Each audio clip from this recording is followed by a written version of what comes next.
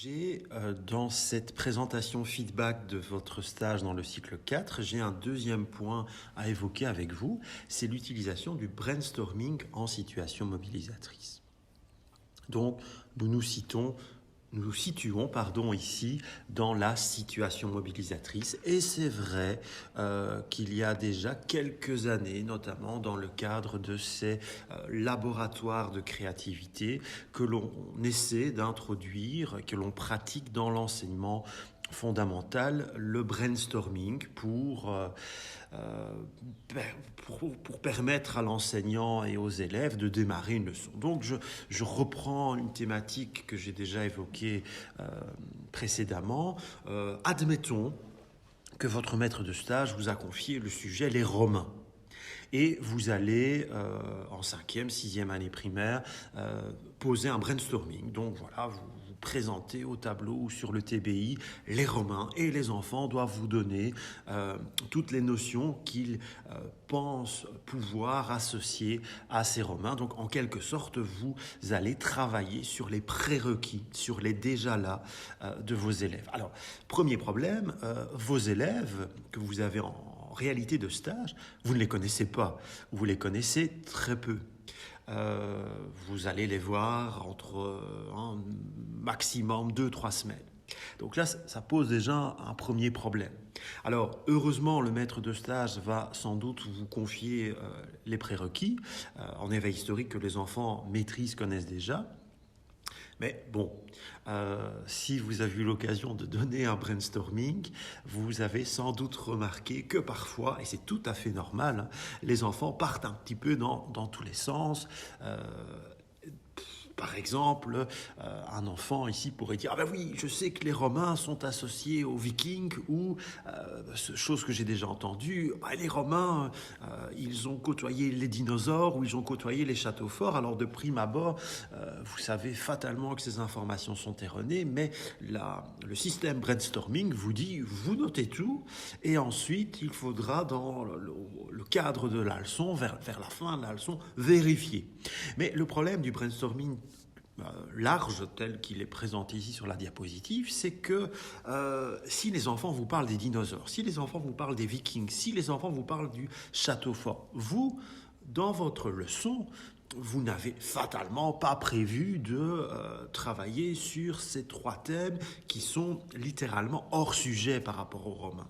Donc c'est simplement ça que je tiens à vous dire, une petite mise en garde, un autre conseil, faites attention au brainstorming. Alors moi personnellement, je trouve qu'un brainstorming est très intéressant, mais aussi pour mieux vous préparer à le donner, moi je vous invite éventuellement à le cadrer davantage. Alors, prenons un exemple. Vous voyez que je repars de l'Antiquité. Alors j'ai ici 2 illustrations, 2 magnifiques reconstitutions qui viennent de ce livre. Et j'ai trouvé sur Internet une peinture du 19e siècle en bonne définition. Donc voilà, je l'utilise dans le cadre de ma leçon. Et mon sujet de leçon étant les Romains, eh bien, j'ai décidé, en situation mobilisatrice, de donner cette peinture. Pourquoi ? Bien parce que cette peinture, et ça les enfants l'apprendront par après, elle représente Vercingétorix qui dépose ses armes devant Jules César. Et donc c'est un événement qui marque la fin de la guerre des Gaules qui s'est tenue de 58 à 52 avant Jésus-Christ. Et pourquoi ai-je proposé dans cette situation mobilisatrice une image, une reconstitution du quotidien des Égyptiens et une autre des Grecs, on le reconnaît très bien avec ce vase grec? Eh bien, c'est parce que mon maître de stage m'a expliqué que les enfants avaient déjà vu avec lui l'Antiquité égyptienne et l'Antiquité grecque. Donc voilà, je pourrais par exemple placer ces 3 images au tableau et demander par exemple aux enfants d'interagir avec celles-ci, par exemple de les replacer dans l'ordre chronologique ou de les annoter. Et là, théoriquement, par rapport aux prérequis que m'a transmis le maître de stage, eh bien, il est clair que cette reconstitution du peuple égyptien, les enfants vont tout de suite la reconnaître, vraisemblablement en tout cas. Donc là, je prendrai note de ce que les enfants me disent. Ce sera en quelque sorte un rappel de leurs prérequis. Alors, ils vont sans doute, grâce à certains éléments de cette reconstitution, pouvoir m'expliquer qu'il s'agit du peuple de l'Antiquité grecque. Et donc, peut-être aussi déjà m'expliquer que dans l'ordre chronologique se succèdent les Égyptiens et ensuite les Grecs. Et puis finalement, les enfants, par élimination, ils vont arriver à cette image qu'ils ne connaissent pas. Et là, par exemple, vous voyez, c'est une espèce de brainstorming. Je pourrais, à ce moment-là, fournir, par exemple, à chaque enfant 2 post-it.